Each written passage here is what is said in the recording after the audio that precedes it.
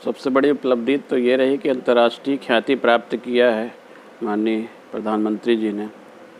जिस तरीके से देश का विकास उन्होंने किया है और अंतिम पायदान पर रहने वाले व्यक्तियों के लिए बहुत सारी योजनाएं, छोटी छोटी योजनाएं ला करके उनको लाभ पहुंचाने का काम किया है, जिसमें आप विद्युत के क्षेत्र में सौभाग्य योजना है, रसोई के लिए बहनों के लिए जो उन्होंने रसोई गैस का सिलेंडर उन्होंने देने का काम किया है।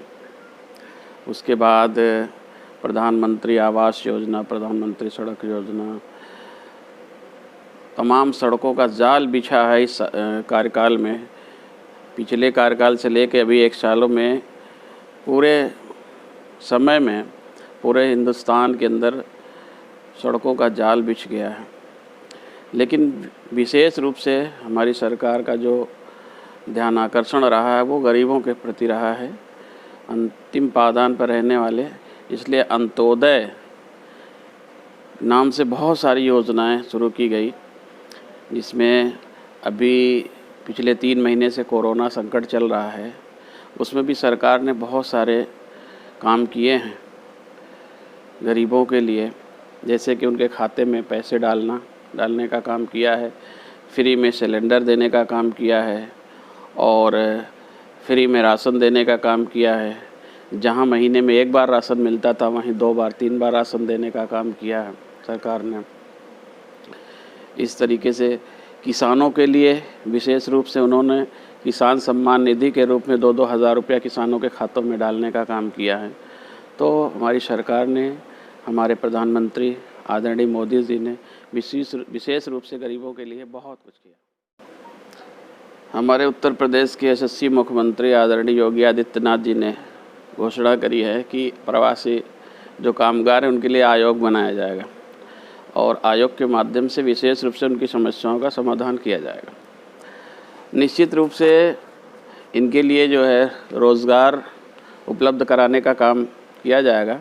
अभी जो 20 लाख करोड़ रुपया जो उपलब्ध कराया गया था, उसमें से एक बड़ा हिस्सा गरीबों के लिए उन्होंने किया, जिसमें जो है लघु उद्योग और मध्यम उद्योग जो हैं ऐसे उद्योगों के लिए उन्होंने देने का काम किया, जिससे कि कर्ज का भी सरलीकरण किया है, आसानी से लोन मिल रहे हैं, जिससे ये उद्योग पुनर्जीवित हो जाए। और जब ये उद्योग सारे पुनर्जीवित हो जाएंगे तो निश्चित रूप से कामगारों को काम मिलेगा और उनको रोज़गार मिलेगा, उनका जीवन पटरी पर आएगा।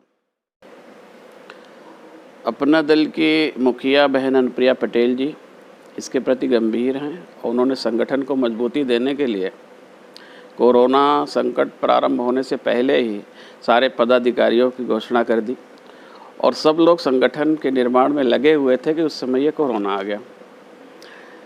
अब कोरोना के जैसे जैसे ये तो है कि हमें कोरोना के साथ में लंबे समय तक रहना है, लेकिन उसके साथ ही हमें संगठन पर विशेष जोर देना है और हम बड़े ही मजबूती के साथ, अगर पंचायत चुनाव होता है तो उसमें भी लड़ेंगे और 2022 में भी हम बहुत ही मजबूती के साथ लड़ेंगे।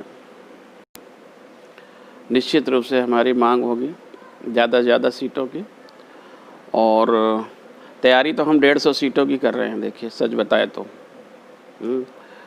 और 150 से अधिक सीटों पर हम प्रभावी गणित हमारी है, हमारे जो वोटर्स हैं वो हार जीत में हिस्सा लेते हैं।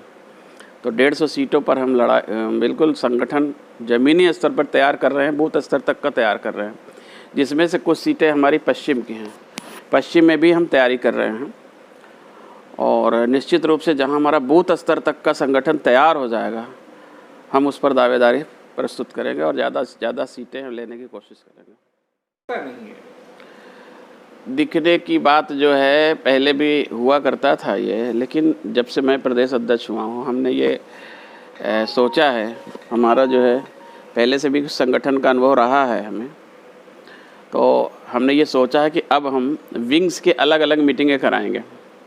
जैसे युवा मंच का है अगर, तो हम युवा मंच की मीटिंग अलग कराएंगे, महिला मंच है तो महिला मंच की मीटिंग अलग कराएंगे, किसान मंच है तो किसान मंच की मीटिंग अलग कराएंगे तो निश्चित रूप से वो दिखाई देंगे आपको कि हमारे। तो ऐसा जो घटनाएं घट रही, इधर कई घटनाएं, 3-4 घटनाएं कई सारी ऐसी हो गई जो कि उसमें पटेल बिरादरियों के सामने आने की बात आई है।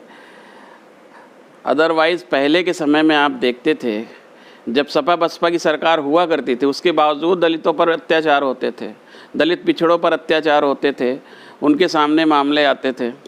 तो पटेलों का नहीं है, कहीं कहीं मामला दलितों का भी आता है, अन्य गैर पटेल का भी मामला सामने आता है। तो इस तरह की घटनाएं हैं, वो घटनाएं होती रहती हैं कि चाहे जिसकी सरकार हो, माननीय मोदी जी की सरकार हो, माननीय योगी जी की सरकार हो, या बहन मायावती जी, अखिलेश जी की सरकार हो, ये एक सिलसिला है तो ये चलता रहेगा। ज़रूरत है कानून व्यवस्था को चुस्त दुरुस्त करने की, उसमें हमारी सरकार पीछे नहीं है। हम और भी प्रयास करेंगे, हमारे मुख्यमंत्री जी भी और प्रयास कर रहे हैं। देखिए, ये सच्चाई है कि विपक्षी पार्टियां ख़त्म होती जा रही हैं, विकल्प ही नहीं है।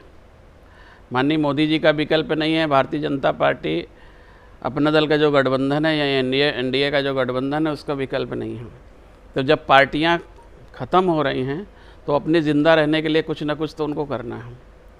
तो जो विपक्षी पार्टियां हैं, इधर उधर की कुछ क्रियाकलाप करती रहती है, वो अपने आप को ज़िंदा रखने के लिए करती हैं।